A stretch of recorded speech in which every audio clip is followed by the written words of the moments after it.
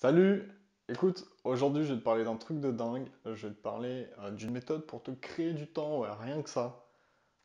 Combien de fois je me dis au bout de la journée, mince, j'aurais bien aimé avoir 1 ou 2 heures de plus pour avancer sur ci ou ça, ou même à la fin de la semaine, 1 ou 2 jours de plus pour avancer sur un projet perso.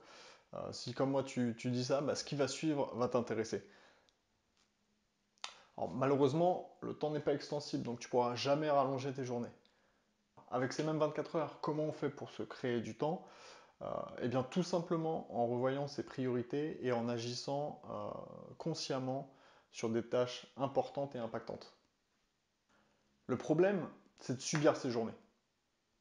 Le piège, professionnellement ou personnellement, c'est de remplir ces journées de tâches et d'activités qu'on va faire les unes à la suite des autres, la tête dans le guidon.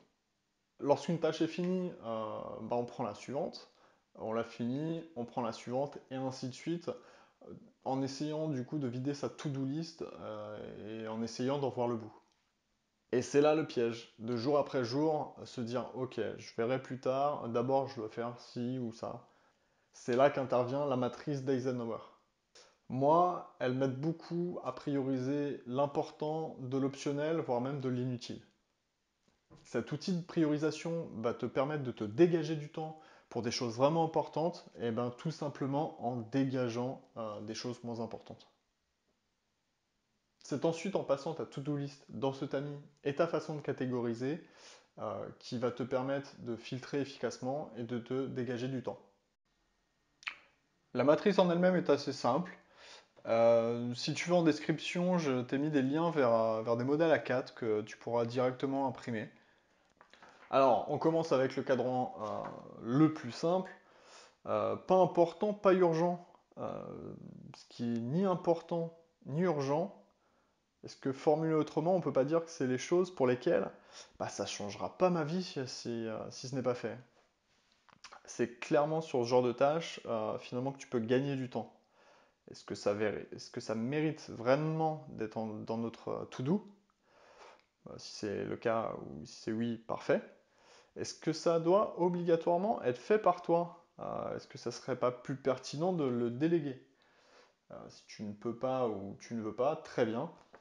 Mais par contre, dans tous les cas, tu t'occuperas de tout ce qu'il y a dans ce cadran en dernier. Ensuite, ce qui est pas important, mais urgent.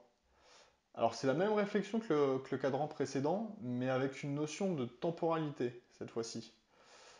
C'est typiquement le message auquel il faut répondre, parce qu'il y a un événement l'après-midi par exemple, et que ça n'aura plus de sens d'y répondre le lendemain. Mais est-ce que ça a vraiment d'y répondre tout court en fait? Est-ce que quelqu'un d'autre ne peut pas le faire?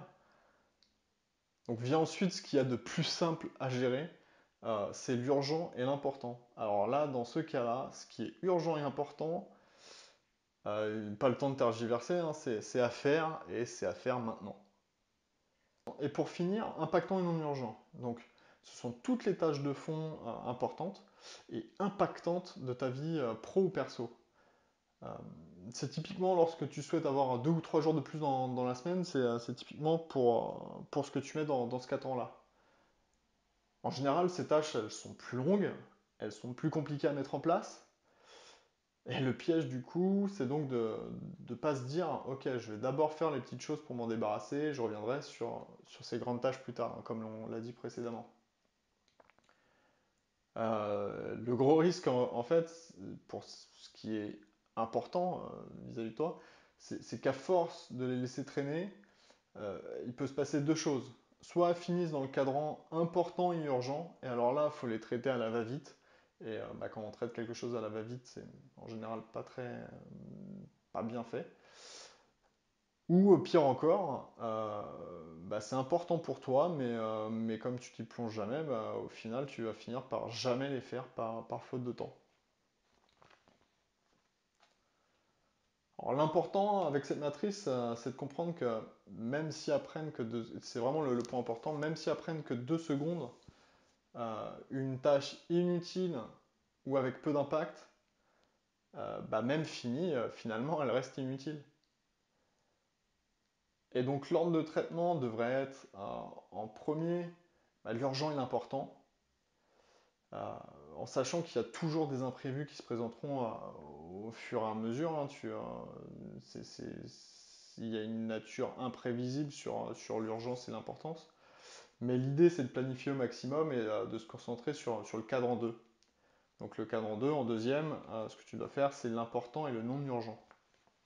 Et seulement s'il te reste du temps, alors, pas important et urgent, et pas important et pas urgent, si vraiment elle mérite d'être dans cette liste. Voilà, du coup pour conclure, c'est vrai que c'est essentiel de se connaître, de connaître ce qui est important pour soi, de ce qui ne l'est pas, et d'avoir une notion d'échéance et d'urgence. Après, je sais aussi qu'entre la théorie et la pratique, il y a un gap. Malheureusement, rien n'est aussi simple, et c'est vrai qu'entre le message de ton boss auquel tu dois répondre ou le service à l'autre bout de la ville pour un ami, c'est à toi d'apprécier la chose.